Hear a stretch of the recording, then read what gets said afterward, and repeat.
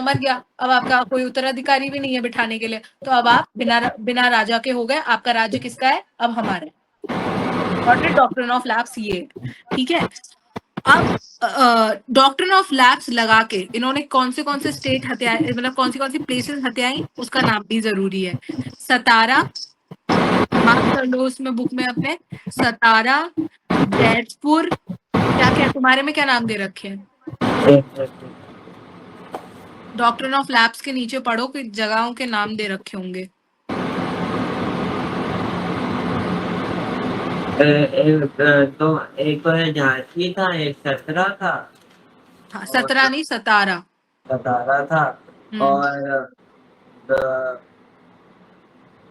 संबलपुर और नागपुर तो है। हाँ, और झांसी, चतरा, नागपुर। हाँ, तो ये सतारा। सारे क्या है तुम्हारे जगहें हैं जो डॉक्ट्रिन ऑफ लैप्स के थ्रू किसने ले ली? ब्रिटिशर्स ने ले ली। मार्क कर लो इन्हें।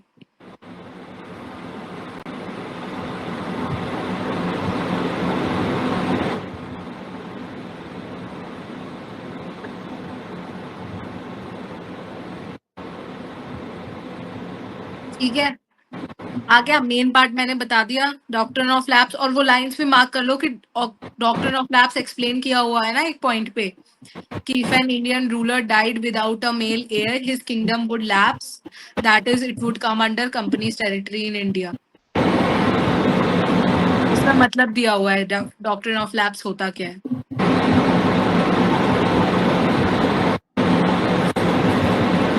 करिए मार्क, समझ आया? मैं ये पूछ रही हूँ बीच में वंश मुझे टोकना तो पड़ेगा क्योंकि मैं इतना बोल रही हूँ, तो तुम्हें समझ आ रहा है या मैं चेंज करूँ कुछ की नहीं समझ आ रहा? आ रहा है ना जो हम पढ़ रहे हैं, और थोड़ा सा अपनी मेमोरी में स्टोर करना शुरू करो कि एक छोटे-छोटे मैं जो बता रही हूँ ना, बहुत मेन बातें जो बोलती हूँ मैं तुम्हें सिर्फ वो बातें बता रही हूँ कि अगर तुम आंसर ऐसे भी लिखोगे तो तुम्हें मार्क्स मिलेंगे, ठीक है। लेकिन अगर ये पॉइंट नहीं लिखोगे तो भाई नहीं मिलते मार्क्स, क्योंकि सोशल में थोड़ा लंबे-लंबे आंसर होते हैं, ये तो हमें भी पता है। तो ये लेकिन याद रखनी है चीजें। Got it? अब चौथा क्या है? चौथा क्या लिखवाया था मैंने? Protest of alleged misrule, alleged misrule. Misrule से क्या समझते हो? कि मतलब कि मैं सोच रही कि वो इंडिया अपनी जगह को राज नहीं कर पा रहा, वैसे इंटरफेरेंस हो जाता है। मिसरूल मतलब होता है, मतलब रूल ना कर पाना किसी चीज के लिए, मतलब किसी बंदे के साथ गलत तरीके से रूल करना। मिसरूल बस इतना ही है, रूल करना, राज्य करना, गलत तरीके से रूल करना, मिसरूल करना। Got it? बस इतना है ये। तो अब प्रिटेक्स्ट ऑफ एलिजेंट मिसरूल में क्या है? 1856 में क्या हुआ? लॉर्ड डलहौजी, उसने क्या किया? अवध जीता, अवध, ठीक है। तो कंपनीज क्या? एनेक्सेशन ऑफ अवध हुआ था 1730 1856।